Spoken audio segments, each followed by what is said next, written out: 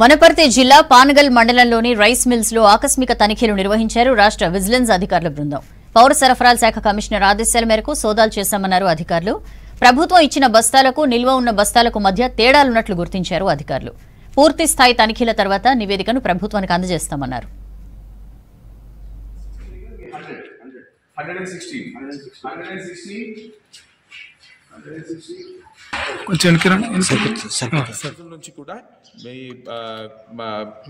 Chief vigilance officer గారు వారి యొక్క సభ్యులందరూ ఆఫీసర్స్ అందరూ కూడా దీంట్లో విచారణ చేస్తున్నారు.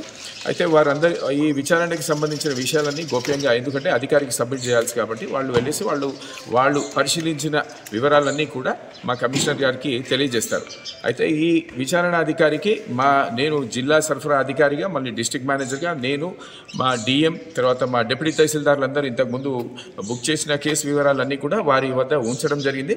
అవన్నీ పరిశీలించిన పిదప మా విచారణాధికారి అయిన ప్రకాష్ గారు, చీఫ్ విజిలెన్స్ ఆఫీసర్ గారు, వారి సభ్యులతో మరి ఒక మారు విచారణ చేసేసి మేమిచ్చిన రిపోర్ట్స్ తర్వాత వారు సబ్మిట్ చేయాల్సిన రిపోర్ట్ ఏదైతే ఉందో వారు రేపు హైదరాబాద్లో మా కమిషనర్ గారికి సబ్మిట్ చేస్తారు. చేసిన తర్వాత ఆ రిపోర్ట్ మా కలెక్టర్ గారికి కూడా తెలియజేస్తారు. ఇక్కడ 5 rice mills, Ishan traders, Ishan agrotech, Meenakshi food products, Parameshwara industries and Kedarnath ఇండస్ట్రీస్కి ఇంతకుముందు ప్యాడీ ప్రొక్యూర్మెంట్ సెంటర్స్ నుంచి కొనుగోలు చేసిన ధాన్యాన్ని సిఎంఆర్గా ఇవ్వడం జరిగింది.